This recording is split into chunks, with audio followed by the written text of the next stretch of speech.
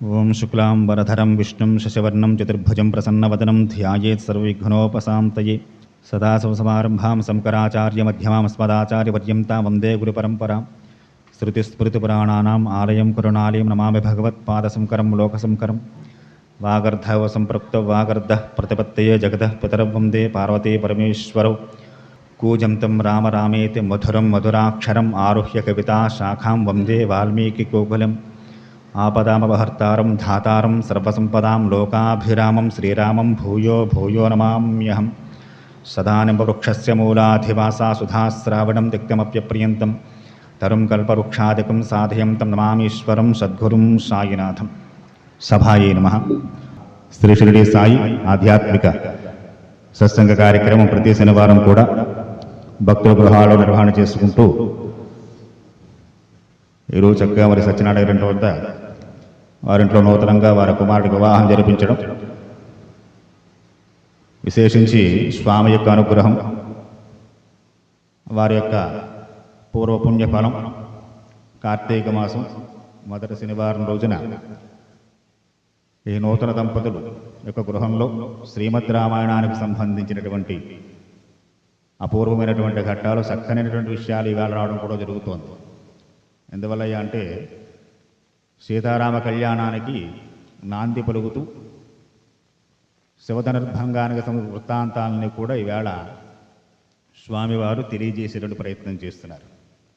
అటువంటి అద్భుతమైన ఘట్టాలు ఈ గృహంలో జరగడం విశేషంగా భావన చేసుకుంటూ గత వారం శతానందుల వారు జనక మహారాజు యొక్క పురోహితులు విశ్వామిత్ర వారి యొక్క గొప్పతనాన్ని, ఆయన యొక్క తపశ్శక్తికి సంబంధించి ఎన్ని రకాలైనటువంటి ఆటంకాలు, తన బ్రహ్మర్షి స్థానానికి ఎదిగే ప్రయత్నంలో ఎన్ని ఆటంకాలు వచ్చాయో వాటన్నిటిని అధిగమిస్తూ తను ఏర్పాటు చేసుకున్నటువంటి ధ్యేయాన్ని చేరడానికి ఎంత ప్రయత్నం స్వామి చేశారో విశ్వామిత్ర వారు అవన్నీ చెప్పుకుంటూ వచ్చారు. గాయత్రీ మంత్రానికి అధిష్టాన ఋషి విశ్వామిత్రుల వారు సామాన్యుడేం కాదు. అంత స్థాయికి విశ్వామిత్రుల వారు ఎదిగారు. అంత స్థాయికి వెళ్ళిన విశ్వామిత్రుల వృత్తాంతానంతా కూడా శతానందుల వారు చెబుతూ ఉండగా జనక మహారాజు గారు, రామలక్ష్మణుడు, మిగిలిన ఋషిగణాలన్నీ కూడా శ్రద్ధగా ఆలకించారు. విశ్వామిత్ర వంశాన్ని 1000 నోళ్లు పొగిడారు. జనక మహారాజు గారు సెలవు తీసుకుంటూ విశ్వామిత్రుల వారితో అన్నారు, అయ్యా మహర్షిగా సెలవు పెంచిన నాకు సాయం సంధ్యా సమయం అవుతోంది, సంధ్యావందనాది కార్యక్రమాలు మీరు పూర్తి చేసుకోండి, నేను కూడా సంధ్యవేళ దేవతాకృతులు నిర్వర్తించుకొని వెళుతున్నాను, మళ్ళీ రేపు వచ్చి మమ్మల్ని కలుస్తానని చెప్పి సెలవు తీసుకు వెళ్ళారట. అటు తర్వాత వృత్తాంతాలు తెలియజేస్తూ జనకస్ర వచరస్వ విశ్వామిత్రో మహాముని ధనుర్ధర్సయామాయితో మహాముచేహే. చక్కగా విశ్వామిత్రుల వారు చెబుతున్న గొప్ప విశేషం ఏమిటయ్యా అంటే, సీతారాముని కళ్యాణం కోసమే విశ్వామిత్రుల వారు రామచంద్రమూర్తి వారిని ధనుస్సు వంకబెట్టి తీసుకొచ్చారు. అయితే ఆ విషయాన్ని విశ్వామిత్ర వారు ఎక్కడా బయటపెట్టడం లేదు. సామాన్య మానవుల్లాగే ఎలాగ కథ నడిపించాలో ఆ విధంగానే స్వామి చేస్తున్నారు. కాబట్టి జనక మహారాజు గారు సెలవు తీసుకువెళ్ళారు. మర్నాడు ఉదయం ప్రాతకాలంలో ప్రాతః సంధ్యావందనాన్ని ముగించుకున్న తర్వాత చక్కగా జనక మహారాజు గారు శతానందుల వారిని వెంటబెట్టుకుని విశ్వామిత్రుల వారి యొక్క ఆ విడిది గృహానికి విచ్చేశారు. వచ్చిన తర్వాత చెబుతున్నారు చక్కగా, తమర్చయిత్వా ధర్మాత్మా శాస్త్రుష్టేన కర్మణ రాఘవచ మహాత్మాను తదా వాక్యమావచ. ధర్మజ్ఞుడు జనక మహారాజు గారు విశ్వామిత్రనాథుడికి వచ్చి వినయంగా నమస్కారం చేసి, బ్రహ్మర్షి స్థానం పొందారు కాబట్టి ఆయన మీకు స్వాగతం, భగవన్ స్వాగతం చేస్తూ కరోమి తనువాఘ భవాజ్ఞానపైతమాం అజ్ఞాస్వభాహ్యం. ఓహ మహానుభావుడా, మీ ఆజ్ఞను పాలించడానికి జనక మహారాజు మిథిలాధిపతి అంజలిబుద్ధుడే ఉన్నాడు. ఏ పని నిమిత్తం మీరు చక్కగా మేము యజ్ఞం జరిగే సమయానికి విచ్చేశారు, మా అదృష్టం అది. కనుక దేని నిమిత్తం మీరు విచ్చేశారో, ఈ జనకుడు మీకు ఏమి చెయ్యవలసి ఉన్నాడో అవన్నీ ఏమాత్రం సంశయం లేకుండా మీరు సెలవేయండి, తప్పక నెరవేర్తించడానికి నేను సిద్ధంగా ఉన్నాను. ఏవముక్తి సధర్మాత్మ జనకేన మహాత్మన ప్రత్యువాచముర్వాక్యం వాక్యం విశారదాహ. మాట్లాడడంలో చక్కటి చాకచక్యంగా విశ్వామిత్రుల వారు చెప్తున్నారట. పుత్రవు దశరథేమో క్షత్రియో లోక విస్తృతౌ ద్రష్టుకామో ధనుశ్రేష్టం యదేతత్ త్వయి తిష్టతి. ఓ జనక మహారాజా, వీరు దశరథ పుత్రులు, రామలక్ష్మణులు అంటారు వీరిని. ఇక్ష్వాకు వంశం గురించి వినే ఉంటావుగా నువ్వు లోకంలోను, జగత్ప్రసిద్ధమైనటువంటి వంశం. అటువంటి వంశంలో దశరథుడికి కలిగిన సంతానంలో వీరిద్దరూ రాముడు లక్ష్మణుని పిలుస్తూ ఉంటారు. వీరు కేవలంగా దేని నిమిత్తం కోసం వచ్చారయ్యా అంటే, మీ ఇంట్లో గొప్ప ధనుస్సు ఉంది, శివధనుస్సు. ఆ ధనుస్సు చూసి వెళ్ళడం కోసం వచ్చారయ్యా, ఒకసారి చూపిస్తే చూసి వాడు వెళ్ళిపోతారు, అందుకే తీసుకొచ్చారు చూసి వెళ్ళిపోవడానికి. ఏతద్ దర్శయ భద్రంతే కృతకామౌ మృతాత్మజౌ దర్శనాదస్య ధనుషో యథేష్టం ప్రత్యాశ్చతః. ఆ ధనుస్సు రాముడు చూడడం వల్ల భద్రంతే నీకు శుభం కలుగుతుంది. అంటే ఇంతవరకు అశుభాలు కలిగే జనక మహారాజు గారికి ఆ ధనస్సు ఉండడం వల్ల. కనుక ఏతద్దర్శన భద్రంతే, ధనస్సు చూడడం వల్లే శుభం కలుగుతుందయ్యా జనక మహారాజా నీకు. కాబట్టి ఒక్కసారి ఆ చాపాన్ని ఈ ఇద్దరు రాజకుమారులకు చూపించు అన్నారట. సరే, ఏవముక్తస్తు జనక ఉచ్యవాచ మహాముని శ్రీయాతస్య ధనుషో యథార్థం తితిష్ఠి. తప్పకుండా మహర్షి మీరు చెప్పిన విధంగానే ధనస్సు చూపిస్తాను. చూపించే ముందుగా ఆ ధనస్సు గురించిన వృత్తాంతం ముందు పెట్టాలి. అది చెబుతాను. మా వంశంలో దేవరాతుడు అని చెప్పి, మా వంశంలో 6వ తరానికి చెందినటువంటి ఒక మహాత్ముడు మహారాజు. దేవరాతి ఖ్యాతో నిమిష్టేష్టో మహీపతి న్యాసోయం తస్య భగవన్ హస్తే దత్తో మహాత్మన. ఆ దేవరాతుడికి న్యాసపూర్వకంగా ఈ ధనస్సు దేవతలు ఇచ్చారయ్యా.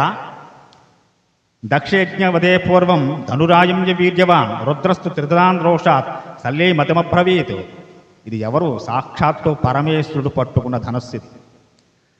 అంత గొప్ప ధనస్సు ఆయన ఎందుకు పట్టుకోవాల్సి వచ్చిందయ్యా పరమేశ్వరుడు? అసలు ఎప్పుడు ఏ ఆభరణాలు పెట్టుకున్నటువంటి వాడు, ఏ శస్త్రాస్త్రాలు పట్టనప్పుడు ధనుస్సు పట్టేంత పనే వచ్చింది ఆయనకయ్యా అంటే, దక్షయజ్ఞస్య వదే పూర్వం, పూర్వకాలం చాలా కృతయుగంలో పూర్వం దక్షయజ్ఞం జరిగిందయ్యా. శివపురాణాంతర్గత విషయాలు ఇవన్నీ కూడా.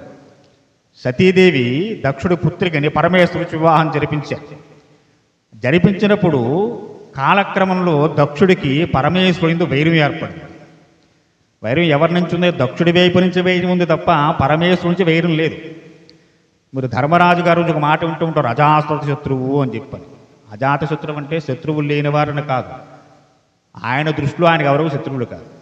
మన దృష్టిలో మనకు శత్రువు అయితే ఇవ్వండొచ్చు. కౌరవుల దృష్టిలో ధర్మరాజు వారికి శత్రువేమో తప్ప, ధర్మరాజు గారి దృష్టిలో కౌరవులు తమ్ముళ్ళే వారికి. శత్రుత్వం నీ ఎందు ఉంది, ఆయన ఎందు లేదు. కనుక దక్షుడికి పరమేశ్వరుడికి వైరం ఏర్పడింది. ఎవరి నుంచి వైరమయ్యా అంటే ఈశ్వరుడి నుంచి వైరం ఏం లేదు, దక్షుడి నుంచే వైరం వచ్చింది కొన్ని కారణాల చేత. అలా వచ్చిన వైరం ఏమైందయ్యా అంటే, అసలు సమస్త యజ్ఞాలకే అధిపతి, ఎక్కడ ఏ యజ్ఞం ఏ యాగం చేయవలసి వచ్చినా చేసినా ఆ యాగ ఫలితాన్నంతా ముందు తానందుకుని లోకక్షేమం కోసం సమస్త లోకాలకి ప్రసాదించే మహేశ్వరుణ్ణి దక్షుడు యజ్ఞం చేస్తుంటే ఆయన్ని విడిచిపెట్టి మిగిలిన దేవతలను ఆహ్వానం చేసి యజ్ఞం చేసే స్థాయికి వచ్చింది. ఎవడు ప్రధానకర్త వాడు లేడు అక్కడ. అటువంటి యజ్ఞం ఫలితాన్ని ఏమిస్తుంది? దేనికి ఎవరు వచ్చి ఉండాలో వారు వచ్చి ఉంటేనే ఫలితం. మనకి కోపాలు ఉన్నాయనో వైరాలు ఉన్నాయనో ఆ రావాల్సిన వ్యక్తులను ఆపిచేసేసి వారు లేకుండా నేను గొప్ప పని చేస్తాను, అంతకన్నా గొప్పగా చేస్తాను చేసినా ఆ కర్మల ఫలితాన్ని ఇవ్వవు. ఇది దక్షయజ్ఞం చెబుతుంది. కాబట్టి పరమేశ్వరుని విసర్జించి ఆయన దూరంగా పెట్టి యజ్ఞం చేద్దామని మొదలుపెట్టి సమస్త దేవతలే ఆహ్వానం చేశారు. దేవతలందరూ బయలుదేరి వెళ్ళేటటువంటి మళ్ళా చక్కగా మంచి మంచి బట్టలు నగలు పెట్టుకుని. యశ్చాత్ భాగవార్థినో భాగావన్న కల్పతే సురాహ వరాంగాని మహర్షాని ధనుషా సాతయామవి. అలా వెళ్ళినటువంటి దేవతల్ని దండించడం కోసం, అంటే వారిని కంట్రోల్ చేయడం కోసం పరమేశ్వరుడు సంకల్ప మాత్రం చేత ధనుస్సుని తీసుకున్నట్టు. ఆయన బాణాలు ఏం వేయలేదు. దక్షయజ్ఞంలో బాణాలు పట్టుకుని శివుడు యుద్ధం ఏం చేశాడు అక్కడ? ఆయన వీరభద్రుడు చేసినంత. ఆయన ఎందుకు పట్టుకున్నాడు? మరి ఆయన యుద్ధం చేయడం కోసం పట్టుకున్నాడు. అంటే పరమేశ్వరుడు ఏదో బాణాలు పట్టుకుని దక్షుడి మీద రథం ఎక్కి యుద్ధం చేసే పని ఏమి లేదు అక్కడ. అంతా వీరభద్రస్వామి చూసుకున్నారు. మరి ఈయన ఎందుకు వచ్చాడయ్యా అంటే, దేవతలందరూ తగుదనమ్మా అని బయలుదేరే. ఎవడు యజ్ఞంలో ఉండాలో వాడు లేకుండా మాకందరికీ శుభలేఖలు వచ్చి బొట్టెట్టి పిలిచారు, మీరందరూ బయలుదేరి వెళుతున్నారా అబ్బాయి నేను లేకుండా యజ్ఞం చేస్తే ఏమవుతుందో తెలియకుండా ఉందా మీకు? కబడ్ధార్ అని చెప్పడం కోసం సార్ ఆ ధనుస్సు ఒకసారి పట్టుకుని హెచ్చరించేట. మామూలుగా ఈశ్వర శాసనం పరమధర్మం, అది వేదం, దాన్ని అతిక్రమించి ప్రవర్తించడానికి లేదు. మామూలుగా మాట్లాడితే నాయన ఇక చేతిలో ఆయుధం పట్టుకుని చెబితే ఇక బ్రహ్మశాసనం ఏది? అసలు కదలడానికి కూడా లేదు అన్నమాట. క్లాసులో పిల్లలు అలవాటు చేస్తున్నారు అనుకోండి, టీచర్ గారు మామూలుగా బలమే చెయ్యట్టు కొడుతూ కాస్త ఏదో కంట్రోల్ చేస్తే ఓ మాదిరిగా ఒదుగుతారేమో, చేతిలో పెద్దపడి నడ్డి ఇరిగిపోతుంది, వెధవలారు అలవాటు చేస్తే అంటే కాస్త నోరు పోసి కూర్చుంటుంది. కాబట్టి దేవతలందరూ బయలుదేరి వెళ్తున్నప్పుడు వారిని కంట్రోల్ చేయడం కోసం, వారిని దారిలో పెట్టడం కోసం, వారిని కాస్త భయపెట్టడం కోసం ధర్మాతిక్రమణం జరుగుతోంది. ఇక్కడ ధర్మాన్ని అతిక్రమించి ప్రవర్తన చేయడం, ఈశ్వర శాసనాన్ని ఉల్లంఘించి ప్రవర్తన చేయడం, ఇది వేద విరుద్ధం కనుక అటువంటి పని దేవతలు చేస్తే భూలోకంలో మానవులకి, దేవలోకంలో దేవతలకి ఇక తేడా లేకుండా పోతుందిరా నాయన. కాబట్టి దేవతలందరూ క్రమబద్ధులే ఉండాలి, ధర్మానికి కట్టుబడి ఉండాలి, వేదాన్ని అనుసరించి జీవించాలి వారంతా కూడా. మీరే వేదాతిక్రమణం చేస్తే లోకాల గతి ఇంకా. ఇది చెప్పడం కోసం పరమేశ్వరుడు ధనుస్సును పట్టుకున్నట్టు ఒకసారి ఆయన ఏ యుద్ధమూ చేయలేదు, ఏ బాణాలు సంధించను లేదు. ఆయన కనుక అలా పట్టుకుని ఆ దేవతలందరినీ ఆపెట్టాయి. వెంటనే దేవతలందరిగా వచ్చి ఆయన పాదాల మీద పడ్డారు. తతో విమనస సర్వే దేవానే మునిపుంగవ ప్రసాదైతి దేవేశం తేషాం ప్రీతో భవద్భవ. ఓ పరమేశ్వర మన్నించవాయ్, నువ్వు మామూలుగా కిల్లర చేస్తేనే తట్టుకోవి లోకాలు, ఇక ఆగ్రహోదగ్రవే ధనుస్సు ధరిస్తే ఇంక మేము నిలగలమా అని దేవతలందరూ ప్రార్థన చేశారు. తదే దేవదేవస్య ధనురత్నం మహాత్మన న్యాసంభూతం తథాంజస్తం అస్మాకం పూర్వకే విభో. ఎప్పుడైతే దేవతలందరూ పరమేశ్వరుని ప్రార్థన చేసి స్తోత్రం చేసి వేడుకున్నారో ఆ ధనుస్సు వదిలేసాడే. ఇంకో తీసుకోండి, మీ దగ్గర ఎట్టి పెట్టుకుండా అయ్యేది అని. ఈశ్వర ప్రసాదం. ప్రసాదం అంటే తినేది కాదు, చక్కెర పొంగలి పులిహార కాదు. శివాలయంలో వెళ్తే ప్రసాదం ఏమిటి ఇచ్చారండి? మారేడు బత్తిరి ఇచ్చారండి, ఏం తింటాం దాన్ని? ప్రసాదమా తినడానికి? అది ప్రసాదం. పరమేశ్వరుడి నుంచి వచ్చిన ఏదైనా విభూతి ప్రసాదమే. ప్రసాదే సర్వ దుఃఖానం హానిరస్యోపజాయితే గీతలో భగవానుడు చెబుతాడు. నీకు వచ్చిన దుఃఖము కూడా ఈశ్వరుడిచ్చిన ప్రసాదమే. నువ్వు అలా ఎప్పుడు భావన చేస్తావో దుఃఖాన్ని అతిక్రమిస్తావు. నాకు దుఃఖం వచ్చింది బాబు అని ఏడుస్తూ కూర్చున్నాడు, ఇంకా దుఃఖాలు వస్తూ ఉంటాయి. ఈశ్వర, ఈ దుఃఖం నాకు దేని నిమిత్తం ఇచ్చేవో దీన్ని భరించి ఉన్నత స్థాయికి ఇదే విధంగా చేసే బాధ్యత కూడా నీదే అని ఎవడంటాడో వాడిని ఈశ్వరుడు రక్షిస్తుంటాడు. కాబట్టి ప్రసాదీది దేవేశం తేషాం ప్రీతి భవద్భవ. ఈ ధనుష్యునికో ఈశ్వర ప్రసాదంగా ఉంచుకోండి మీ దగ్గర. ఆయన అట్టే పెట్టుకుంటాడు, తాను రమిస్తూ ఎప్పుడు బ్రహ్మంలో కూర్చునే అక్షరం లేదు మహానుభావుడికి. కనుక వాళ్ళని కాస్త కంట్రోల్ చేయడం కోసం ఒకసారి చేతిలో సంకల్ప మాత్రంగా ధనుస్సు తీసుకున్నాడు. ఆ ధనస్సు వచ్చింది, దేవతలందరూ ప్రాధాయపడ్డారు, కాళ్ళ మీద పడ్డారు. వెంటనే ధనస్సు విడిచిపెట్టేసి ఇదిగో ఉంచుకో మీ దగ్గర అని ఇచ్చేస్తే పరమ ప్రసాదంగా స్వీకరించేటట్టు పరమేశ్వర ధనుస్సుని, ఆ శవధనస్సుని ఎన్నో ఏళ్ల కాలం పాటు దేవతలు తమ లోకంలో పెట్టి పూజించారట. న్యాసపూర్వకంగా ఇచ్చాడు, మళ్ళీ ఎవడో బాణాలు వేయడం కోసం కాదు దాన్ని. ఎవడూ సంధించలేడు. పరమేశ్వరుడు పట్టుకున్న ధనస్సుని మళ్ళీ సంధించి బాణాలు వేసే శక్తి దేవతల్లో కూడా లేదుట. కనుక వారంతా కూడా పరమప్రీతితో కొన్ని సంవత్సరాల కాలం పాటు దేవలోకాల్లో శివధనస్సు పూజలు అందుకుంది. ప్రేతయుక్త సర్వేషాం దదౌ తేషాం మహాత్మనౌ. అలా చాలా ఏళ్ళు గడిచింది. అదమే కుషితం క్షేత్రం లాంగా దుద్యుతామయా క్షేత్రం సోదయితాలబ్ధ నామ్నాం సీతేతి విస్తృత. మహర్షి చాలా కాలం గడిచిన తర్వాత మా వంశంలో దేవరాతులు, మా వంశంలో 6వ తరానికి చెందిన మహారాజు గారు గొప్ప యజ్ఞం చేస్తే ఆ యజ్ఞానికి ప్రీతి చెంది ఆ దేవతాగణాలు ఆ శివధనుస్సుని మా ఇంట ఉంచమని మా ముత్తాత గారికి ఇచ్చారు. దేవరాతుడు 6వ తరం వాడు ఆయన. ఆయనకి ఇచ్చారయ్యా. అది కూడా న్యాసభూతంగా ఇచ్చారు. న్యాసం అంటే ఏంటి అంటే పెట్టి పూజించుకోవడం వరకే, దాంతో మీరు ఏమీ చేయలేవు. మనకి శివాలయాల్లో కార్తీక మాసం మహాన్యాసం చెప్పి పూజ చేశారంటే మహాన్యాస రుద్రాభిషేకం, ఏకాదశ రుద్రాభిషేకం, లఘున్యాస రుద్రాభిషేకం. ఏమిటి న్యాసం అంటే? ఏమిటి? ఆ దిక్కు చేసి తూర్పు దిగ్భాగే ఇంద్రాయ నమః నమస్కారం చేసుకో, తూర్పుకి దండం పెట్టి. ఉత్తర దిగ్భాగే కుబేరాయ నమః ఉత్తరాన దండం పెట్టు అని అన్ని దిక్కులను చూపిస్తూ మహాన్యాసం చెబుతూ ఆయా దిక్కుల్లో ఉన్న దేవతలు నమస్కారం చేస్తూ నీ శరీర భాగాలు స్పృశిస్తూ నీ శరీరంలో ఉండేటువంటి దేవతలు నమస్కారం చేస్తూ పరమేశ్వరుని అభిషేకం చేస్తూ కూర్చోవడమే. అంటే ఆ దిక్కుల్లో దేవతలను పూజించడమే. న్యాసభూతంగా ఇచ్చారంటే పెట్టి పూజించుకో, నువ్వు ఎక్కువ పెట్టడానికి వీలు లేదు, అది ఇంక సాధ్యం కాదు ఎవరికి. కాబట్టి దేవరాత్రికి ఇచ్చారయ్యా ఆ ధనస్సుని. మా దగ్గర అన్ని తరాల నుంచి అది పూజలు అందుకుంటోంది. సామాన్యమైన ధనస్సు కాదు. సరే, ఇంతవరకు బాగానే ఉంది. మరి ఈయనేం చేస్తున్నట్ట? అథమే కృషితం క్షేత్రం లాంగదుద్దితామయ క్షేత్రం శోధయతా లబ్ధ నామ్నాం సీతేతి విస్తృత. మహర్షి, ఒకప్పుడు నేను యజ్ఞార్థమై ఆ భూమిని దున్నుతున్నాను. ఇప్పటికే యజ్ఞారకృతులు చేస్తే ఉన్న భూమిని, మనకైతే ఇప్పుడు సపటా నేలలో సిమెంట్ చేసేసుకుంటున్నాం, కానీ భూమి దున్ని చదును చేసి అప్పుడు యజ్ఞం చేయాలి. ఆ క్షేత్రాన్ని దున్నుతున్నాను నాగలి పెట్టి. ఆ దున్నుతున్నప్పుడు ఆ నాగలి చాలు తగిలి, మనకి సినిమాల్లో బాగా చూపిస్తారు, ఆ నాగలి తగలని పెట్టు వచ్చింది. పెట్టులో పద్మం ఉంది, పద్మంలో ఎర్ర గుడ్డు ఉంది, గుడ్డులో పిల్ల ఉంది. అబ్బో, ఎంత అద్భుతంగా చూపిస్తారో. ఏమీ లేవండి. క్షేత్రం శోధిత లబ్ధాం నామ్నాం సీతేతి విస్తృత. ఆ నాగలి ఎలా దున్నుతూ ఉండగా ఒకచోట నాగలి ఒక్కసారి ఆగింది. అందులోంచి ఉద్భిజ, తనంత తానుగా పైకి లేచిందట. ఒక చక్కటి లక్ష్మీ కళలతో శుభలక్షణాలతో ఉన్నటువంటి ఒక చంటి పిల్ల అమాంతం నాగలి చాలు తగిలి భూమి నుంచి ఉద్భవించింది, పైకి లేచింది, తనంత తానుగా లేచింది ఆవిడ. లేవగానే ఆ పుత్రికని నేను తీసుకున్నాను. అప్పటికి జనక మహారాజు గారికి సంతానం లేదటండి. మనకి అయోధ్యాకాండ చివరిలో సాక్షాత్తు సీతాదేవి అనసూయదాతో చెబుతుంది ఈ వృత్తాంతాలన్నీ. మనకి ఎదురు మళ్ళీ వస్తాయి ఇవన్నీ. ఆమె స్వయంగా సీత తన నోటితో తాను చెబుతుంది, నేను నాగేటి చాలున్నటువంటి ఉద్భవించాను. నేను పైకి లేవగానే అశరీర వాక్కు పలికింది జనక మహారాజు మా తండ్రి గారితోటి, ఓ మిథిలాధిపతి, ఈమె సామాన్యమైన మానవ స్త్రీ కాదయా, తీసుకెళ్లి పెంచు, నీ కూతురిగా లోకంలో విఖ్యాతి పొందుతుంది అని చెప్పి అశరీర వాక్కు చెప్పిందని చెప్పి అయోధ్యాకాండ చివరిలో సీతమ్మవారు అనసూయాదేవికి చెప్తున్నారు వృత్తాంతం అంతా కూడా. ఎదరొస్తామని ఆ ఘట్టాలు. కనుక అలా ఉద్భవించింది ఆ పిల్ల. తీసుకెళ్ళి పెంచుకున్నటువంటి జనక మహారాజు గారు. ఇంతవరకు బాగానే ఉంది.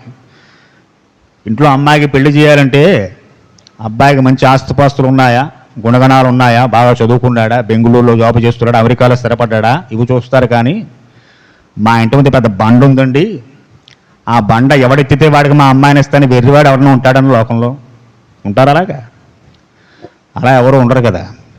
ఎంత బరువెత్తితే అంత బరువెత్తిన వాడికి మా అమ్మాయిని ఇస్తాను వాడు ఎవడుంటాడు? మీ ఇంటికి అమ్మాయి ఇచ్చింది బాగానే ఉంది, మరి శవధనస్సు ఎక్కువ పెట్టడం ఎందుకు పిచ్చి పని? జనక మహారాజు గారు తను చెప్పుకుంటున్నాడు, మహర్షి ఎందుకు ఈ పని ఆయన చేయవలసి వచ్చిందయా అంటే మనం పూర్వంలో కూడా వెళ్ళాలి. ఎవరి సీత ఎలా వచ్చింది? ఈమె పూర్వజనం ఎందు వేదవతి. ఆ వేదవతిగా ఉన్నప్పుడు ఆమె చాలా ఘోరమైన తపస్సు చేస్తోంది. కుశధ్వజుడైనటువంటి ఒక మహాత్ముడికి ఆమె వేదపూర్వకంగా పుత్రిగా వచ్చింది. సాక్షాత్తు లక్ష్మియే వచ్చింది. ఆ వచ్చిన వేదవతిని కుశధ్వజుడు పాపం ఎవరు మంచి వరుడికి వచ్చి వివాహం చేద్దాం అనుకున్నాడు ఆయన. అనుకుంటే ఆమె చెప్పింది, నేను అసలు భూప్రపంచంలో భూమి మీద పుట్టిన వాణ్ణి, వివాహం చేసుకోవడం కోసం వచ్చిన దాన్ని కాను, శ్రీమన్నారాయణనే భర్తగా బంధన కోసం వచ్చిన వాణ్ణింది. కుశధ్వజుడు కంగారు పడ్డాడు. తల్లి ఎలా? శ్రీ మహావిష్ణువుతో పెళ్ళా, ఆయన దిగొస్తాడా నీ కోసం? తప్పకుండా వస్తాడు, తపస్సుతో సంపాదిస్తాను ఆయన అని ఆమె దీర్ఘకాలం తపస్సు చేసిందట. ఎంతోమంది మహారాజులు వచ్చి వేడుకున్నట్టు, చాలా సౌందర్యవతి, ఈ అమ్మాయిని మాకిచ్చి మా వంశంలో పెట్టవయ్యా, మా అబ్బాయికి ఇచ్చి వివాహం చేయి అని ఎంతోమంది అడిగారు. ఎంతమంది అడిగినా ఈమె మనస్సు మారలేదు. సుదీర్ఘంగా తపస్సు చేస్తూ ఉండాలి. రావణాసురుడు పుష్పక విమానాన్ని ఎక్కి భూప్రపంచమంతా తిరుగుతూ ఎక్కడైతే ఈ వేదవతి హిమవత్పర్వత పాదసానవుల్లో తపస్సు చేస్తుందో అక్కడికి వచ్చేట చూశాడు. చూసి ఆమె సౌందర్యానికి మోహుతుడి రథాన్ని ఆపి, దానికి ఉన్న ప్రత్యేకత ఆ విమానానికి, మనస్సులో అనుకుంటే వెళుతుంది, ఆగమంటే ఆగుతుంది. దానికి మళ్ళీ డ్రైవరు, అందులో మళ్ళీ ఇంధనం ఏం అక్కర్లేదు. అది సంకల్పమాత్రం చేత లేస్తుంది, సంకల్పమాత్రం చేత వెళుతుంది, సంకల్పమాత్రం చేత ఆగుతుంది. దానికి ఉన్న ప్రత్యేకత అది. ఏనాడో కనిపెట్టారు విమానాలు మన వాళ్ళు, డ్రైవర్లు లేకుండా. ఇప్పుడు డ్రైవర్లతో వెళుతున్నాం మనం. కనుక ఆ పుష్పక విమానంలో ప్రయాణం చేస్తూ ఎక్కడైతే వేదవతి తపస్సు చేస్తూ కూర్చుందో అక్కడికి వచ్చే రథాన్నాపి క్రిందకి దిగి వేదవతితో మాటలు కలిపేట. ఎవరు? రావణాసురుడు. కదిపితే ఆమె కూడా స్వాగతం పలికింది, కూర్చోబెట్టింది, మంచి తీర్థం ఇచ్చింది. స్వామి ఎవరు మీరు, ఎలా వచ్చారు, ఎక్కడి నుంచి వచ్చారు, మీరు చెప్పకపోయినా మీ గురించి నాకు తెలుసు అని చెప్పి వేదవతి రావణుడి యొక్క వృత్తాంతం అంతా ఆవిడ చెప్పేసింది నోటితోటి, వచ్చిన వాడి యొక్క గొప్పతనం అంతా.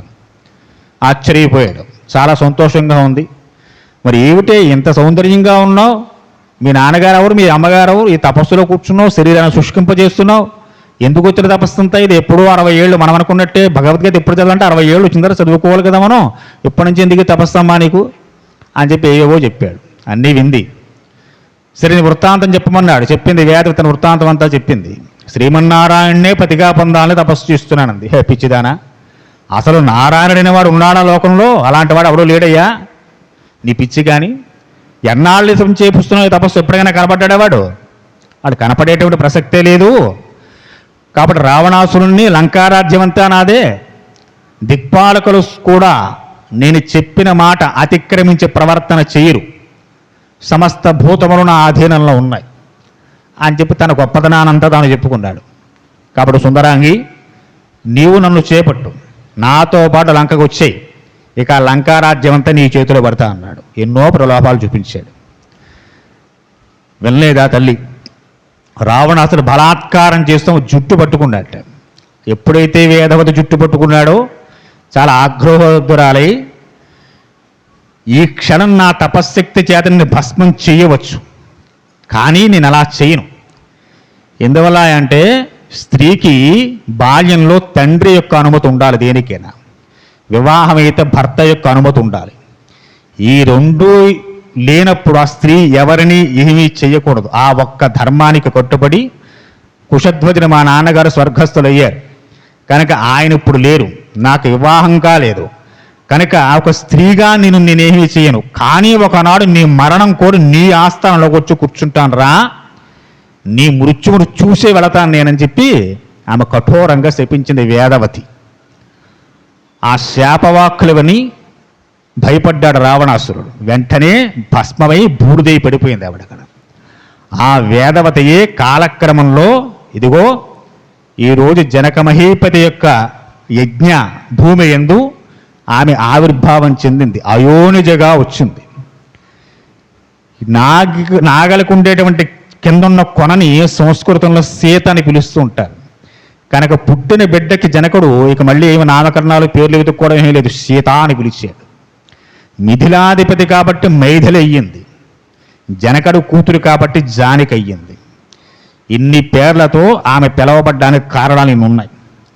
కనుక అలా లేచిందిట ఆవిడ. ఇంటికి తీసుకొచ్చాడు మహానుభావుడు. తీసుకొచ్చి బిల్లలేరుగా భార్యకి ఇచ్చాడు. పెంచు అమ్మాయి అందే అన్నాడు.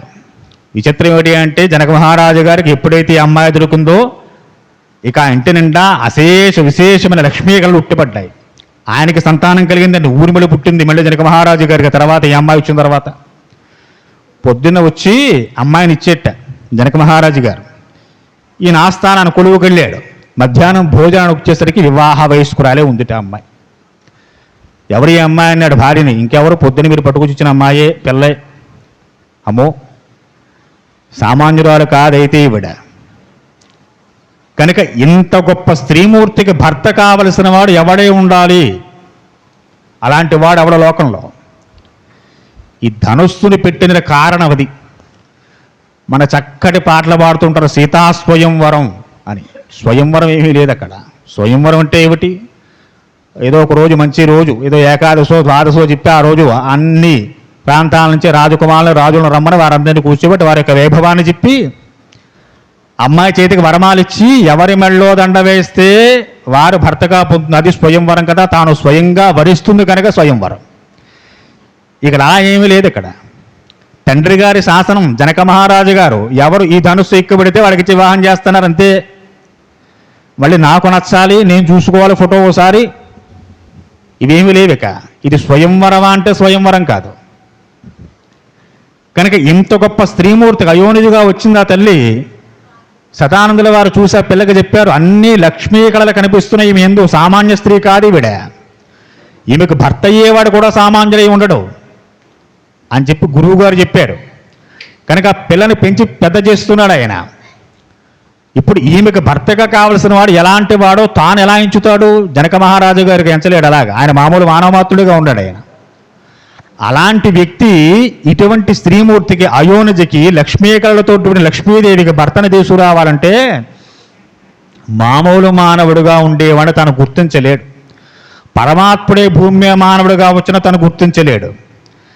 అది బయటపడేది ఎలాగా ఇది యోచన చేశాడు ఆయన. ఈ అమ్మాయిని భర్తగా పొందేటువంటి వాడు గొప్ప గుణవంతుడు, వీర్యవంతుడు, ధైర్యవంతుడు, గొప్ప తపస్సంపన్నుడై ఉండాలి. అటువంటి వీర్యవంతుడైతే తప్పక శివధనుస్సు పట్టుకుంటాడైనా. ఇంతవరకు ఆ శివధనుస్సును పైకి ఎత్తినవాడు లేడు, దాన్ని ముట్టుకున్నవాడు లేదు. ఆ ధనుస్సును ఎవడు పైకి ఎత్తుతాడో అతడు సాక్షాత్తు శ్రీ మహావిష్ణువే అయి ఉండాలి. అందుకు పెట్టేదండి ఈ శివధనుర్భంగం అనేటువంటి ఘట్టాన్ని. లేకపోతే శివధనుస్సు విరిచాల్సిన పని లేదు అక్కడ.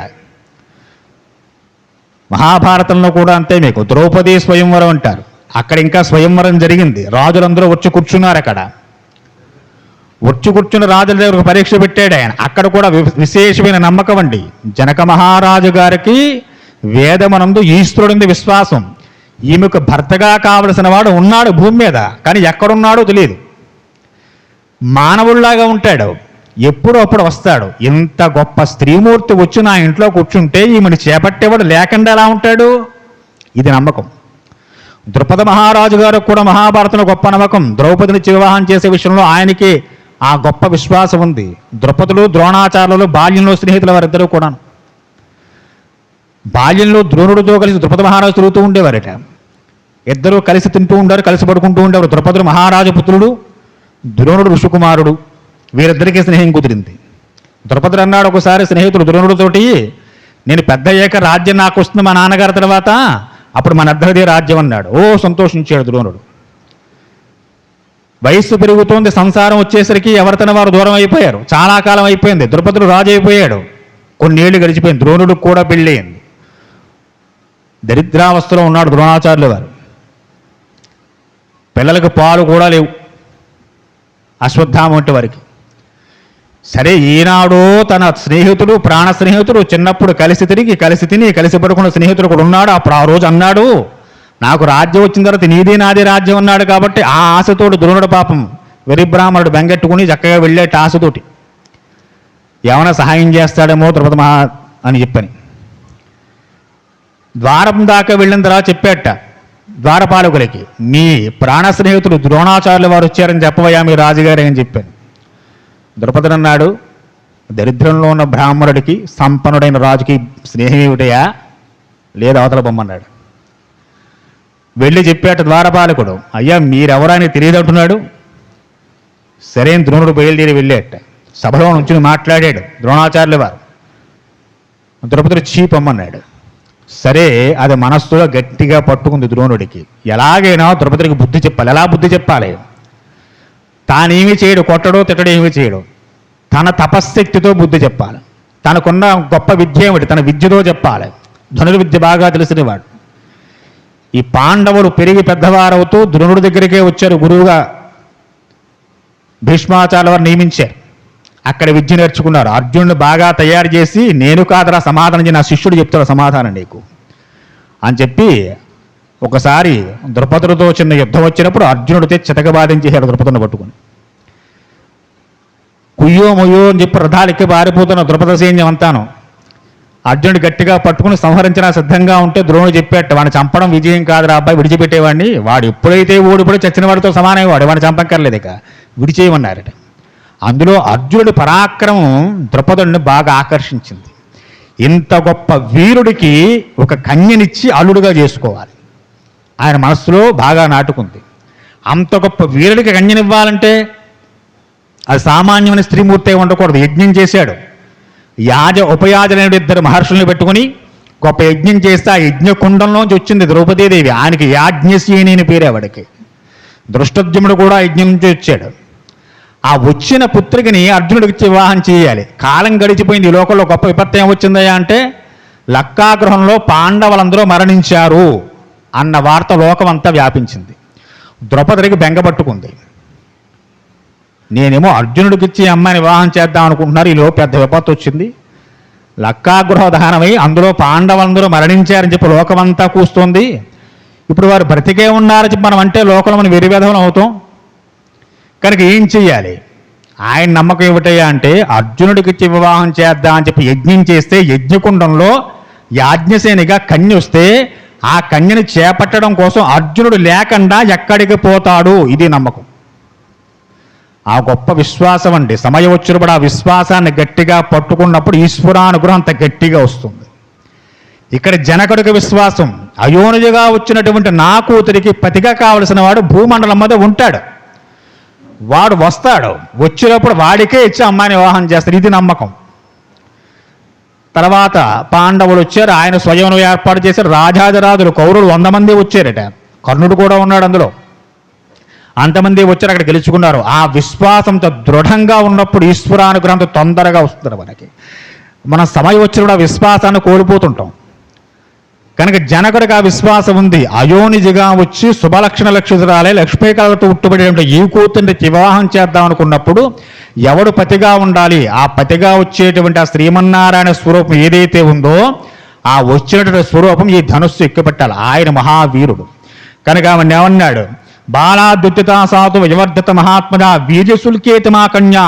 వీర్యశుల్కం, వీర్యాన్ని శుల్కంగా పెట్టి ఆ వీర్యవంతుడికి, ఆ ధైర్యవంతుడికి కన్యనిచ్చి వివాహం చేస్తానని నేను ఒక మాట అనుకున్నానయ్యా మహర్షి.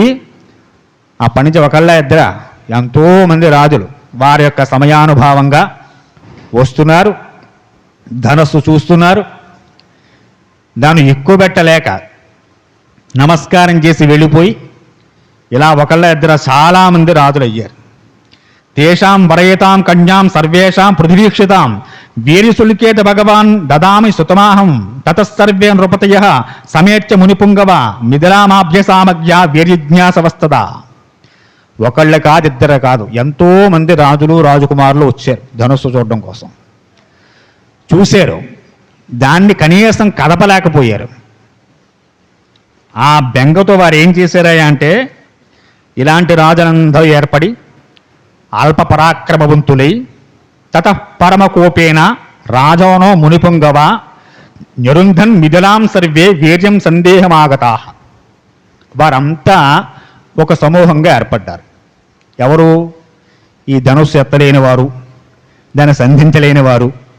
వారి మనస్సులో కోపం, అంత అందమైన కన్యని ఇంట్లో పెట్టుకుని పెళ్లి చేయరా అంటే ఆ బండనెత్తు కొండనెత్తు అంటాడు వీడి సంగతి చూడాలి అని చెప్పి వీరంతా కూడా ఒక సమూహంగా ఏర్పడి ఎన్నోసార్లు ఈ మిథిలా నగరమే దండయాత్ర చేశారయ్యా. యుద్ధానికి వచ్చారు చాలామంది. ఆత్మానమవధూతం తే విజ్ఞాయ నృపపుంగవాహ రూషేణ మహతావిష్ట పీడయన్ మిథిలాపురీం. ఈ మిథిలా నగరాన్ని ఎన్నోసార్లు ధ్వంసం చేయడం కోసం ప్రయత్నం చేశారు. మేం కూడా అంత ధీటుగా వారిని ఎదుర్కొన్నాం. తతసంవత్సరే పూర్ణే క్షయం యాతాని సర్వసః సాధనాన్ని మునుశ్రేష్ఠ తృతోహం భృసుంద తతో దేవగణాన్ సర్వాం తపసాహం ప్రసాదయం దుతుచ్చమప పరమప్రీత చతురంగ బలం సురాహ. చతురంగ బలాలతోటి ఆ వచ్చిన వారందరినీ ఎన్నోసార్లు భగ్నం చేశాం. కాబట్టి ఎంత గొప్పది విశేషమైన ఈ ధనుస్సుని దేవతలు సైతం ఎక్కుపెట్టలేరు. ఇక మానవ మాతృల సంగతి ఏం చెప్పమంటారు మహర్షి? కనుక అదే తన్మూల శ్రద్ధాలం ధనం పరమభాస్వరం రామలక్ష్మణయోచ్చాపి దర్శయిష్యామి సువ్రత. మీరు చెప్తున్నారు కాబట్టి తప్పకుండా ఆ ధనుస్సు చూపిస్తాను.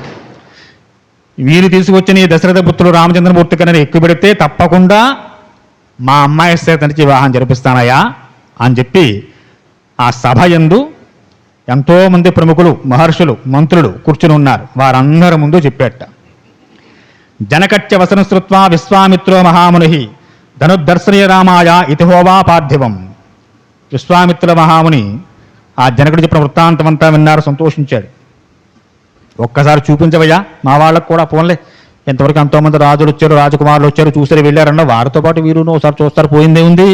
క్షత్రియులు కదా, క్షత్రియులకు ధనస్సు పట్టుకోవడం, కత్తులు పట్టుకోవడం, డాళ్ళు పట్టుకోవడం పెద్ద వారికి విద్య కదా అది. మరి అంత గొప్ప ధనస్సు మీ దగ్గర ఉందంటే మరి వీరు చూడడానికి వీరు అనుకోరా? అప్పుడు చూపించు. తతస్య రాజా జనక సామంతాన్ వ్యాధిశేషాహ ధనురానీతం దివ్యం గంధమాల్య విభూషితం. మహారాజు గారు చక్కగా అక్కడున్నటువంటి సైన్యాన్ని ఆదేశం వేశారట. జనకే సమదిష్ట సచివ ప్రవసన్ పురాం తదర్థను పరత్కృత్వా నిర్జగం పార్థివాజ్ఞ నృణాం శతాని పంచశతాత్ వ్యాయాతాన్ మహాత్మనాం మంజూసాం అష్టచక్రాంత సమహుస్తే కథంచన. జనక మహారాజు గారు అక్కడ ఉన్నటువంటి కొంతమంది సైన్యానికి ఆదేశం వేసేట ఎంతమంది వెళ్ళారన్నారు? 5,000 మంది వెళ్ళారటండి. ఆ ధనుస్సుని మంజోషం అంటే ధనుస్సు ఒక పెట్టెలో పెట్టి ఉంది. దానికి ఆ ధనుస్సు తీసుకురావడం కోసం, ఆ మంజోషం అంటే పెట్టి, ఆ పెట్టి తీసుకురావడం కోసం 8 చక్రాల పెట్టెలో మూత వేసి ఉన్నటువంటి ఆ శివధనుస్సుని 5,000 మంది బలవత్తరమైన బలంతో కలిగినటువంటి ధీమంతులు వెళ్ళి లాక్కుచ్చేరటండి. ఇదం ధనుర్వరం రాజం పూజితం సర్వరాజభి మిథిలాధిపరాజేంద్ర దర్శనేయాం ఇదచ్చపి. 5,000 మంది లాక్కొచ్చారంట. సభ ఎంత ఉంటుంది చూడండి. ఇంకా ఎంత పెద్ద హాల్ ఉండాలి ఇది, జనక మహారాజు గారి ఆస్థానం. అందులో ఎంతోమంది కూర్చుని ఉన్నారు. మంత్రులు, సామంతులు, పురోహితులు, చూడ్డానికి వచ్చిన వారు. విశ్వామిత్రుల వారు కూడా ఋషులను తీసుకొచ్చారు. రామలక్ష్మణుడు వచ్చారు. శతానందుల వారు ఉన్నారు. ఇంకా ఆపాదమస్తకం సమస్త జనావళి అందరూ ఉన్నారు. అంతమంది జనం కూర్చున్న సభలో 5,000 మందే పెట్టిలాక్కోవడం కోసం పడితే ఇక ఆయన కొలువు ఎంత పెద్దదో మనం యోచించుకోవచ్చు. అంతమంది జనం పెట్టారట జనక మహారాజు గారు ఉండే ఆస్థానం. ఈ ధనస్సు చెప్తున్నారు మళ్ళీ జనక మహారాజు గారు, మహర్షి అదిగో ధనస్సు తీసుకొచ్చాం, మా పూర్వీకులందరి చేత పూజలందుకుని ఇదం ధనుర్వరం బ్రహ్మన్ జనకేరభిపూజితం రాజాపత్య మహావీర్యే ఆదిశక్తి పురాతిపురం. మా వంశంలో ఇత పూర్వం నుంచి దేవరాతుల దగ్గర నుంచి ఇప్పుడు నా వరకు కూడా ఎంతోమంది మహాత్ములైనటువంటి వారు ఈ ధనుస్సును పూజించారు. పూజించి మా దగ్గరే భద్రంగా దీన్ని ఉంచుకున్నాం. కాబట్టి అదిగో ఆ ధనుస్సు తీసుకొచ్చాం, మీరు ఆ కుమారులు కూడా ఒకసారి వెళ్ళి చూడొచ్చు అని చెప్పి అన్నారట. సరే, నైతత్సురగణా సర్వే నాసురాచన రాక్షసాః గంధర్వయక్ష ప్రవర సకన్నరమహోరగాః. ఎంతమంది వచ్చారట దీన్ని చూడడం కోసం? గంధర్వులు వచ్చారట, యక్షులు వచ్చారట, కిన్నరులు వచ్చారట, రాక్షసులు కూడా వచ్చారట, సురుడు దేవతలు కూడా వచ్చారు ఆ సభలో. అంతకుముందు దాన్ని ఎక్కువ పెట్టడం కోసం కూడా వీరందరూ వచ్చారు. మన సినిమాలో చూపిస్తుంటారు, రావణాసుడు కూడా వచ్చాడండి. రాముడు కూడా అప్పుడు అక్కడే ఉన్నాడు. ఎత్తలా కింద పడ్డాడు రావణాసుడు, సభ అంతా నవ్వారు గొల్లున. అప్పుడు రాముడు ఇంకా అద్భుతంగా రావణాసుడు చెయ్యటండి ధనస్సు కింద ఉండిపోయిందిట. ఉండిపోతే అప్పుడు విశ్వామిత్రుల వారు చెప్పారట, ఆయన నువ్వు వెళ్ళవయ్యా అని చెప్పని. అప్పుడు రాముడు వెళ్ళి ఆ ధనస్సు పైకెత్తుంటే రావణాసుడు ఆశ్చర్యపోయాట. ఎంత అద్భుతంగా చూపిస్తారు చక్కగా. ఏమీ లేదండి, రావణాసుడు రాను లేదు శివధనుస్సు ఎత్తడం కోసం. అప్పటికి సీత మిథిలానగరంలో జనక మహారాజు ఉందని ఆయనకి తెలియదు. ఇది స్వయంవరం కాదు, అందరికీ కబురు పంపి అందరికీ కూర్చోలేసి కూర్చోపెట్టి దండలేసి గంధాలు పూసి టిఫిన్లు టీలు భోజనాలు ఇచ్చి ఆఖరణ హాయిగా సాయంత్రం వాళ్ళు ఒకసారి ధనుస్సు ఎత్తండి అని చెప్తే ఒకరి తర్వాత ఒకటి చెత్తడానికి. ద్రౌపదీ స్వయంవరం అలాంటిది. రాజాదిరాజులందరూ వచ్చి కూర్చున్నారు కౌరవులతో 100 మందితో సహా. అది 16 రోజుల కృతువు, ఒకరోజు 2 రోజులు కాదు. అన్ని రోజుల్లో అంతమంది రాజకుమారులు వచ్చి కూర్చున్నారు. ఏమిటి అక్కడేం పెట్టారు పందవయ్య అంటే, పైన ఒక జలచరంధ్ర అంటే ఒక వస్తువు తిరుగుతూ ఉంటుంది, దాని కింద ఒక కడ్డే ఉంటుంది, దానికి 3 రంధ్రాలు ఉంటాయి. ఆ పైన తిరుగుతున్నటువంటి జలచరాన్ని ఈ కింద తిరుగుతున్న కడ్డీలో ఉండే 3 రంధ్రాల్లోంచి ఒకేసారి 5 బాణాలు వేసి కొట్టారు. పైన జలచరం ఒక యాంగిల్లో తిరుగుతూ ఉంటుంది, కింద ఉన్న కడ్డీ రంధ్రాల కడ్డీ ఒక యాంగిల్లో తిరుగుతూ ఉంటుంది. 5 బాణాలు ఒకసారే వెళ్ళాలి. వెళ్ళి ఆ జలచరాన్ని కొట్టేయాలి.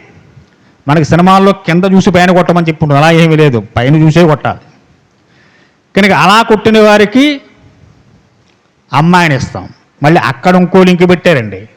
అప్పుడు కూడా ఏమిటయ్యా అంటే, మీరు కొట్టేస్తే సరిపోదు, మీరు మా అమ్మాయికి నచ్చాలి. రూపేనా గుణేనా అన్నారు. మీ రూపం నచ్చాలి, మీ గుణాలు నచ్చాలి. కర్ణుడు కూడా వెళ్ళాడండి పాపం కొట్టడానికి. అర్జునుడి కన్నా ముందు కర్ణుడు లేచాడు, వెళ్ళాడు. అందరూ అనుకున్నాడు కొట్టేస్తాడు ఇంకా కర్ణుడు, ఇంకా అంతసేపు అయిపోయింది అనుకున్నాడు. ధనుస్సు ఎక్కుపెట్టి కొట్టే సందర్భంలోనూ అక్కడే పాపం కూర్చుంది ద్రౌపదీదేవి, ఒక సన్నటి వస్త్రాన్ని పరిచి లోపల ఉంటుంది. చూసిందట, సూతపుత్రుని నేను పెళ్లి చేసుకోను, నీ ప్రయత్నం అంతా వ్యర్థం అందేవిడ. సిగ్గుపడ్డాడు పాపం. ఏం చేస్తాడు ఇక్కడ? ముందు చెప్పారుగా, నువ్వు కొడితే సరిపోదు అబ్బాయి, నువ్వు నచ్చాలి అమ్మాయికి. సీతాదేవి విషయం ఇక అమ్మాయికి నచ్చడం నచ్చకపోవడం లేదు, నాన్నగారి యొక్క ప్రయత్నమే. నాన్నగారు ఏం చెప్పారు? ఆ ధనుస్సు ఎవరు ఎక్కువ పెడితే వారికి ఇచ్చి వివాహం చేస్తానని చెప్పారు. అదేక పరమశాసనం. మళ్ళీ ధనుస్సు ఎక్కువ పెట్టిన తర్వాత రాముడికి ముక్కు వంకరగా ఉందండి, కాలు సరిగ్గా నడవట్లేదు, ఆయన సంధ్యావందనం చేస్తాడో లేదు, ఇంకా ఐ డోంట్ నో. ఏం లేదమ్మాయి, నువ్వు పెళ్లి చేసుకోవలసిందే, ఎలా ఉన్నా చేసుకోవలసిందే ధనుస్సు ఎక్కువ పెట్టిన తర్వాత. ద్రౌపదీ స్వయంవరంలో రూపాలు, గుణాలు, నీ ప్రవర్తన అమ్మాయికి నచ్చితేనే పెళ్లి జరుగుతుంది. ఇవన్నీ తెలిసి ఎంతమంది వచ్చారండి. ఏం చేశారయ్యా అంటే ధనుస్సు చూడడం కోసం వెళ్ళి అబ్బాయి రాత్రి నడుము నొప్పెట్టింది, లేకపోతే ఎక్కువ పడుతుంది నేననేవాడు ఒకడు. మీ ఎక్కువ పెట్టడం కోసం కాదని బాబు చూద్దామని చెప్పొచ్చు అని చెప్పి ఒకసారి ధనుస్సు చాలా చూసి తిరిగి చక్కగా చేతి వెనకాలెట్టుకుని వచ్చి కూర్చునేవారు. అందరూ వచ్చారు, ఎవరు ఏమి చేయలేకపోయారు. ఇక్కడ సీతా స్వయంవరంలో శివధనుస్సుని పెట్టాడు బంధంగా జనక మహారాజు గారు. రాజాజరాజులు ఎంతోమంది వచ్చారు, దేవ, గంధర్వ, రాక్షస, కిన్నెర, కింపురుషాదులందరూ వచ్చారట. ఎంతోమంది ప్రయత్నం చేశారు. ఈశ్వర ధనుస్సాయే, ఎవరికీ అంతు చెక్కదు, తీరే కదా. పరమేశ్వరు నుంచి ఏది వచ్చినా దాన్ని అందిపుచ్చుకునేవాడు విష్ణువే ఉంటాడు. విష్ణువు నుంచి ఏది వచ్చినా దాన్ని తట్టుకునేవాడు ఈశ్వరుడే ఉంటాడు. అథవా శివాయ విష్ణు రూపాయ, వారిద్దరి మధ్య భేదము లేదు. ఇది వేద ప్రమాణం. కాబట్టి జనకుడికి ఆ పూర్తి విశ్వాసం ఉంది, శివధనుస్సుని పట్టుకోవాలంటే వస్తే పరమేశ్వరుడే లేవాలి, లేదా హరి రావాలి. ఈ నమ్మకం జనకుడు ఇందు చాలా దృఢంగా ఉంది. భగవద్గీత చెబుతున్నాడు, మహాభారతం, శ్రీకృష్ణ పరమాత్మ. ఎవడు వినాలి? ఎంతోమంది ఉన్నారు. విష్ణువు నోటులోంచి గీత వస్తోంది. వస్తున్న గీత ఎలా వస్తోంది? నేను పురాణం చెప్పినంత సులువుగా ఉండదు కాదు. మహాప్రవాహం. పరమేశ్వరు జడలో పడుతున్న గంగ ఎంత ప్రవాహంగా వచ్చిందో గీతా ప్రవాహం భగవాన్ నోటి నుంచి అంతలా వచ్చిందట. మామూలు వాడైతే ముక్కు మొహం ఏకే కొట్టుకుపోతాడు. దాన్ని అర్థం చేసుకోవాలిగా. అది కథ ఏం కాదుగా, దాని లోతైన అర్థం తెలుసుకోగలగాలి. అర్జునుడినే ఎందుకు పెట్టుకున్నాడు భగవానుడు? పాశుపతాస్త్రం కోసం తపస్సు చేస్తున్నప్పుడు పరమేశ్వరుడు అంతటి వాడు వచ్చి పరమేశ్వరుడు దర్శనం చేసుకుని ఆయన శరీరాన్ని అంతా ఒక పందిని వంకబెట్టి శరీరం అంతా నిమిరేడు. ఎవరు? సాక్షాత్తు పరమేశ్వరుడు అర్జునుడిని. అంత విశేషమైన ఈశ్వరానుగ్రహం కలిగిన వాడు కనుక అంత ధారాళంగా గీత వస్తూ ఉంటే దాన్ని తట్టుకుని నిలబడ్డాడు అక్కడ. మామూలు వాడైతే కొట్టుకుపోతాడు. కాబట్టి విష్ణువు నుంచి ఏదొచ్చినా దాన్ని సమర్థించగలిగిన వాడు ఈశ్వరుడే ఉంటాడు. విష్ణుపాదోదక గంగ మనం చెప్పుకున్నాం, మంచి ప్రవాహంగా వచ్చింది. ఎవడు పట్టుకున్నాడు? బ్రహ్మగారు పట్టుకున్నారా? పరమేశ్వరుడే పట్టుకున్నాడు. భగవద్గీత వ్యాఖ్యానం చేయాలి, ఎవరు చేశారు? ఏ రామానుజులు చేయలేరు, శంకర భగవత్పాద వారు చేశారు. విష్ణువుకు సంబంధించి ఏ వచ్చినా శివ సంబంధమైన వారే తట్టుకుంటారు, ఈశ్వరుడే తట్టుకుంటాడు. ఈశ్వరుడి నుంచి ఏది వచ్చినా విష్ణువే తట్టుకుంటాడు. ఇది గొప్ప విశేషం. మన పురాణాలన్నీ అలాగే ఉంటాయి కనుక జనకుడికి ఆ నమ్మకం ఉంది. ఇది శివధనుస్సు, దీన్ని ఎక్కుపెట్టాలంటే వస్తే శివుడు రావాలి మళ్ళీ భూమి మీదకి, లేదా శ్రీ మహావిష్ణువే రావాలి. ఆ నమ్మకంతో ఉన్నాడు. కాబట్టి ఎంతమంది మహారాజులు తను తెలుసుకోలేడు కనుక ఆ భగవానుడు ఎలా ఉన్నాడో భూమి మీద ఎక్కడున్నాడో అతనికి తెలియదు కనుక ఈ శివధనుస్సుని పందెంగా పెడితే ఈ యజోనిజ, ఈ మహాపతివ్రత, ఈ గొప్ప సుభలక్షాంతం లక్ష్మీదేవికి ఆ మహావిష్ణు భర్తయ్య వస్తాడు కనుక ఇటువంటి గొప్ప ధనుస్సుని ఎక్కిపెట్టిన వారికి నా కూతుర్నిస్తే వివాహం చేస్తా ప్రకటించానయా అని చెప్పి ఆ ధనుస్సుని తీసుకొచ్చి ముందు పెట్టారట. విశ్వామిత్రసు ధర్మాత్మ శ్రుత్వా జనకభాషితం వత్సరామ ధనుపశ్య ఇతి రాగమం అబ్రవీత్.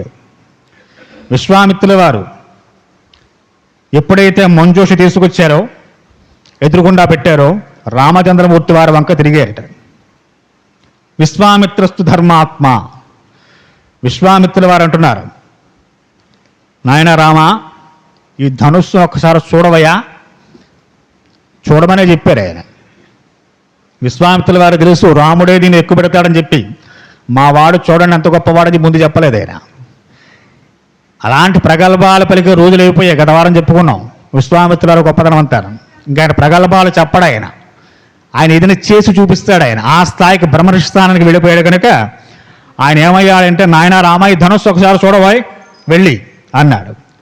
బ్రహ్మర్షేర్ వచనద్రామో ఎత్ర తిష్టతి ధను తద్దను మంజూషాం తాం అపానృత్య దృష్ట్వా ధనురాధ బ్రవీత్. ఎప్పుడైతే విశ్వామిత్రుడు గురువు గారు ఆజ్ఞ అయిందో రామచంద్రమూర్తి వారు చక్కగా బయలుదేరి వెళ్ళారట. అంతవరకు విశ్వామిత్రుల వారి పక్కనే నిలబడి చేతులు కొట్టుకుని ఉన్నారండి రామచంద్రమూర్తి వారు లక్ష్మణుడితో కలిసి. అలా ఉన్నటువంటి మహానుభావుడు చక్కగా ఎప్పుడైతే గురువుగారి ఆజ్ఞ అయ్యిందో, గురువుగారి ఆజ్ఞ అయిన తర్వాత ముందు వాళ్ళు వెళ్ళమని చెప్పిన తర్వాత ఇంక ఏం ఉండవు. ఆయన ఎవరిని వెళ్ళమంటే వాళ్ళు వెళ్ళాల్సిందే. విశ్వామిత్రుల వారు చెప్పారు ఒకసారి చూడవయ్యా అని చెప్పాను. వెంటనే శ్రీరామచంద్రమూర్తి మహర్షికి ఆదేశాన్ని అనుసరించి ఏదైతే మంజూష పెట్టి ఉందో ఆ పెట్టి దగ్గర దాకా వెళ్ళారట. ఇదం ధనుర్వరం బ్రహ్మాన్ సంస్థామేహ పానిన యత్నం వాంచ భాష్యామి తోలేన పూరేణిపవా. ఆ బ్రహ్మర్షి అక్కడ దాకా వెళ్ళి ఆ ధనుస్సు ఉన్నటువంటి మంజూష యొక్క మూత తెరిచేరట. ఆయన చూశారు అద్భుతమైనటువంటి శివధనుస్సు. అప్పుడొక్కసారి గురువు గారి వైపు తిరిగారు. ఆయన చూసి రమ్మన్నారు. మనకు కుతూహలం ఉంటుంది కొన్ని వస్తువుల మీద, ఎవరికి దేని ఎందు ప్రీతో. ఒకడికి ఫోన్ అంటే ప్రీతి, నెలకో ఫోన్ మారుస్తూనే ఉంటాడు. ఎవరన్నా కొత్త ఫోన్ కొంటే ఒకసారి ఎలా ఇవ్వండి ఒకసారి అని చెప్పి టకటక ఒకసారి తీసి చూసిమ్మంటే ఇలా చూసిస్తాడా. ఒకసారి ఓపెన్ చేసి ఏ యాప్స్ ఉన్నాయి, ఇందులో ఎలాంటి సాఫ్ట్వేర్లు ఉన్నాయి అన్నీ చూస్తాడు కదా. చూసి ఎలా వచ్చేస్తారు. ఎవరైనా అంతే, మనం ఎవరైనా అంతే కదా. పుస్తకాలు పుచ్చున్నాడు, ఎక్కడ పుస్తకాలు షాపునాడు పోతుంటాడు. ఆ పుస్తకం చూసి వచ్చేస్తాడా. ఒకసారి తిరగేస్తూ విషయం అసలు ఏముందో లోపల ఆ కుతూహలం ఉంటుందా ఎవరికైనా. కనుక రాముడు క్షత్రియ పుత్రుడు, ఇక్ష్వాకుంశస్థుడు, మహావీరుడు. ఆయన గురువుగారు చూసి రమ్మన్నారంటే చూసి దండం పెట్టుకున్నాడు, పుష్పాలేసి ఎలా వచ్చేస్తాడు ఆయన. ఆయన కుతూహలం ఉంటుందిగా. ఒకసారి ఎవరికి దేని యందు విశేషమైన అభిలాష ప్రీతి ఉందో, దేని యందు వారికి ఆ ప్రావీణ్యం ఉందో, అటువంటి వస్తువులు సందర్భాలు ఎదురైనప్పుడు ఒక్కసారి వాటిని చూడాలి. అసలు ఎలా ఉందో చూడాలి. దాన్ని చూసిరామంటే కళ్ళతో చూసిరావడం కాదు, దాని పనితీరు చూడాలి. కొంతమంది కార్లు బళ్ళు ఒకసారి వేసుకెళ్ళి వస్తూ ఉంటాడు. నే బండి కొనుక్కుని ఎవడో వచ్చి వేసుకెళ్తూ ఉంటాడు. నన్ను బండి ఎక్కమంటారు. నా మహాదారసం నాకు మామూలు ఈ బండి తప్ప ఇంకో బండి రాదు. మన ఎవరో కారు అటు వచ్చారు, అమ్మవారు గుడితే ఒకసారి గురువుగారు ఎక్కడైనా ఒకసారి సల్ఫ్ చేయండి. నాకేం వచ్చురా నాయన, నేను చేస్తే కారు నీకు ఉండదు, ఆ కాలువలో ఉంటుంది, నేను కూడా అందులో ఉంటాను అన్నాను. ఎందుకో నాకు వచ్చి తెస్తేగా. రానప్పుడు నీకు నా యందు భక్తి ఉంది, చాలా సంతోషం, నమస్కారం చేసుకో, కాళ్ళకి దండం పెట్టుకో, పర్వాలేదు. నువ్వు కారు కొనుక్కుని నన్ను వెళ్ళి సల్ఫ్ చేయమంటే నేనేం చేస్తాను రా బాబు, నువ్వు ఎక్కువ కూర్చో, కావస్తే నేను టాటా చెప్తా అన్నాను. కనుక మనకి దేని యందు ప్రీతి ఎక్కువ ఉంటే దాన్ని ఒకసారి దాని పనితీరు చూడాలనుకుంటాం. కనుక రామచంద్రమూర్తి అదే అంటున్నారు. ఆయన ధనుస్సు చూడమన్నారు గురువు గారు. వెళ్ళాడు, మంజుష తలుపు తెరిచారు. ఇదం ధనుర్వరం బ్రహ్మన్, ఓ బ్రహ్మర్షి నేనేం చేద్దాం అనుకుంటున్నారు తెలుసా మీకు. సంస్కృతామేహ పాడిన, ఒక్కసారి ముట్టుకోవచ్చా, దీన్ని ముట్టుకోమంటారా గురువుగారు చెప్పండి. మీరు చెప్తే ముట్టుకుంటారు. చూడగానే ముట్టుకోవాలనిపించిందట. సరే ముట్టుకున్నారు. యత్నం వాంచ భవిష్యాన్ని తోలేన పూరణేపవా. ఒక్కసారి అది శివధనస్సు, దాన్ని ఒక్కసారి స్పృశించారు రామచంద్రమూర్తి వారు. అలా ముట్టుకున్నారు. ముట్టుకుంటే చాలా అద్భుతం అనిపించింది ఆయనకి. శివుడు పట్టుకున్న ధనస్సు, ఇప్పుడు విష్ణువు స్పృశిస్తున్నారు దాన్ని. కనుక చాలా ఆశ్చర్యం వేస్తుంది. మళ్ళీ గురువు గారు అనుకున్నట్టు ఒక్కసారి పైకి ఎత్తచ్చా గురువు గారు, ఎత్తమంటారా. నాకు దీన్ని ఎత్తి పైకెత్తి అల్లెత్రాడు సంధించి ఒక్కసారి దీని ధనుషంకారం చేయాలనిపిస్తోంది. అంటే ముట్టుకోవడం కాదండి, సెల్ ఫోన్ చూడడం కాదు, ఒకసారి ఓపెన్ చేస్తాను, యాప్స్ ఏ ఉన్నాయో చూస్తాను, కారు సెల్ఫ్ చేయడం కాదు, ఒకసారి అలాగో ట్రిప్ వేసి వస్తా అన్నట్టుగా గురువుగారు చూడమంటే మహర్షి చూడడం కాదు, ఒకసారి ముట్టుకుంటాను దీన్ని. ముట్టుకున్న తర్వాత మహర్షి బ్రహ్మగారు గురువుగారు ఒకసారి ఎత్తుతాను దీన్ని, ఎత్తి అల్లెత్రాడు బిగించి సంధిస్తానన్నాడు. అంటే అంత కుతూహలం కలిగింది రామచంద్రమూర్తి వారు శివధనుస్సు చూడగానే. కాబట్టి వెంటనే గురువుగారు అన్నారట, బాణమిచ్చేతం రాజా మునుచ్చ సంభాషిత. నోట్లో ఏం మాట్లాడలేదేనా, చాలా ఊపారు అంతే. రామా కానీ నువ్వేం చెయ్యాలనుకుంటుంది చెయ్యన్నారు. సరే లీలయా స ధనుర్మధ్యే జగ్రాహ వచమాన్మవేవ పశ్యతాం నృపసహస్రాణం బహూనాం రఘునందన ఆరోపయిత్వా ధర్మాత్మ పూర్వమానాయ సద్దను. స్వామివారు చక్కగా గురువు గారు ఎప్పుడైతే తలాడించారో, ఊపారో అంటే ఆమోదం తెలిపారు. నువ్వు చూసి రమ్మని చెప్పన్నాను, ముట్టుకుంటాను, ముట్టుకోమన్నా. ముట్టుకున్న తర్వాత ఆ కుతూహలం ఎవరికి వస్తుంది? దాన్ని నిగ్రహించగలిగిన వాడికి ఆ కుతూహలం వస్తుంది. తెలియని వాడు ఏమవుతుంది? నేను కర్ణను కార్యక్రమం అన్నట్టు ఉంటుంది అంతే. కాబట్టి వెంటనే ఆయన లీలామాత్రంగా తీసుకున్నారట. ఏమీ శ్రమపడలేదు రామచంద్రమూర్తి వారు. ఆయన చాలా తేలికగా ఆ ధనుస్సును స్పృశించి అలా ముట్టుకోగానే తనంత తానుగా పైకి లేచిందట. లీలయాసధరు మధ్యే ఆ ధనుస్సు యొక్క మధ్య భాగాన్ని పట్టుకున్నారు, లీలగా పైకెత్తారు. వచనాన్మునేహే పశ్యతాం నృపసహస్రాణం బహూనాం రఘునందన. కొన్ని వేల మంది సభలో కూర్చుని ఉన్నారు. ఆ మంజూష్ తెచ్చిన వారు 5,000 మంది ఉన్నారని చెప్పుకున్నాగా మనం. ఇక సభలో ఎంతమంది ఉంటారో చూడండి. కనుక ఆరోపయిత్వా ధర్మాత్మ పూరయామాస తద్ధనుహు. ఆ ధనుస్సు చక్కగా పైకి తీయడము, అల్లెత్రాడు ఉన్నందులో ధనుస్సుకి ఎప్పుడు ఆ తాడుని కట్టేసి ఉంచరండి, తీసేస్తారు పని అయిపోయిన తర్వాత. మళ్ళీ అవసరం ఏదో దానికి కడుతుంటారు, దాన్ని ఉంచి కట్టాలిగా ధనుస్సుని. కనుక అల్లెత్రాడు తీశారు. తద్భంజ ధనుర్మధ్యే నరశ్రేష్టో మహాయసాహ తస్య శబ్దో మహాసైన నిర్ఘాత సమన్విసహ. అల్లెత్రాడు కూడా తీసుకున్నారు. చక్కగా ధనుస్సుని నేల మీద పెట్టారు శ్రీరామచంద్రమూర్తి వారు. ఎడంచేత్తో ధనుస్సు పట్టుకున్నారు. ఆ ఎడమకాలు ముందుంది, కుడికాలు వెనక్కి పెట్టి నుంచున్నారు స్వామి. ఆ ధనుస్సు మధ్య భాగాన్ని పట్టుకున్నారు. అల్లెత్రాడు తీసుకున్నారు. చక్కగా ఆ త్రాడు కింద వేసి పైన ఉంచి కట్టాలి. తద్భంజర్మధ్యే దాన్ని కొడుతున్నారు, అల్లెత్రాడిని బిగిస్తున్నారు. నరశ్రేష్ఠో మహాయసాహ, నరుల్లో శ్రేష్ఠుడు, మహాత్ముడు, మహానుభావుడు. ఎప్పుడైతే రామచంద్రమూర్తి వారు ధనుస్సును కింద పెట్టి కింద అల్లెత్రాన్ని కట్టి పైకిలాగా ధనుస్సును ఉంచి బిగించే ప్రయత్నం చేస్తున్నారో తస్య శబ్దో మహానాసీత్, గొప్ప శబ్దం వచ్చింది, పెద్ద శబ్దం. నిర్ఘాత సమన్విసాహ అంటే సభంతా నిర్ఘాంతపోయిందిట. ఎలా ఉంది ఆ శబ్దం? భూమికంపచ్చ సుమహాన్ సర్వతస్యేపద్యత నిపేత్యచ్చ శిరా సర్వే తేన శబ్దేన మోహితా వర్జేత్వా మరిం రాజానంతో రాఘవో. అక్కడ ఎప్పుడైతే ధనుస్సు కిందకి ఉంచుతున్నారో ఆ మధ్య భాగం ఫెళ ఫెళ ఫెళమని శబ్దాలు చేస్తూ భూమి కానీ కంపిస్తుందా, పర్వతాలు పడిపోతున్నాయా, సముద్రం అల్లకల్లోలమవుతోందా అన్నంతగా అందరికీ భయం వేసిందట. భూమికంపచ్చం సుమహాన్ పర్వతస్యేస ధీర్యత నిపతేచ్చ సదా సర్వే తేవ శబ్దేన మోహిత. అంత విశేషమైన పెద్ద శబ్దం చేస్తూ ఈ తాడు కట్టకుండానే మధ్యకి ఫెళ ఫెళ ఫెళమని విరిగిపోయిందట. సభంతా మూర్ఛలు పోయారట. ఎవ్వరికి స్పృహ లేదు. ఆ శబ్దాలు విని ఆ గందరగోళానికి అంటాం. పశ్చాత్యస్యే జనాతస్మిన్ రాజా నగత సాధ్వ వాచ ప్రాంజలర్యాఖ్యం వాక్యజ్ఞో ముని పుంగవ. అందరూ స్పృహ తప్పి పడిపోయారట. ఎవరు మెలకువగా ఉన్నారన్నారు? ఒక శ్రీరామచంద్రమూర్తి వారు, లక్ష్మణస్వామి, విశ్వామిత్రుల వారు, జనకుడు, శతానందుడు, వీరే ఉన్నారట స్పృహలో.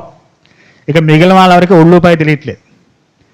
భగవాన్ దృష్టవీర్యోమే రామో దశరథాత్మజ అత్యద్భుతం మితం వచ్చ తర్కళం మితమయా. జనకుడికి కూడా మాట పడిపోయిందిటండి. ఆయన ఒక్క క్షణకాలం పట్టినట్టు తేరుకోవడానికి. ఏమిటిది? ఇంత గొప్ప ధ్వని చేస్తూ ఫెళఫెళమని విరిగిపోతూ, అసలు ధనుస్సు ఎవడు ఎత్తలేకపోయేంత వరకును ఇంత పెద్ద శబ్దం చేస్తూ విరిగిపోయింది ఏమిటా అని చెప్పని. సెల్ ఫోన్ మన చేతిలో వచ్చిందో పోయింది అనుకోండి, ఎలా ఉంటుంది పరిస్థితి? పాప అంతవరకు ఎంతోమంది మహారాజులు ఎంతోమంది వచ్చారు, దాన్ని ఎత్తలేకపోయారు. ఈయన ఎత్తుతుంటే విరిగిపోయింది మొత్తానికి. అది ఇక మామూలుగా అయిపోయిన ఎలక్ట్రాడు బిగించుసారి సంధించి కాస్త బాగుంది గురు అని పక్కన పెట్టి దండం పెడితే అదో రకం. ఎప్పటి నుంచో పూజలు చేసుకుంటూ వస్తాం, ధనస్సు వెరగొట్టేయడం రాముడు వచ్చంటే. ఆయన శపథమేమిటి? శివధనస్సు ఎక్కువ పెట్టిన వారికి ఇస్తాన్నాడు, వెరగొట్టిన వారికి ఇస్తాన్నాడా? కాదుగా.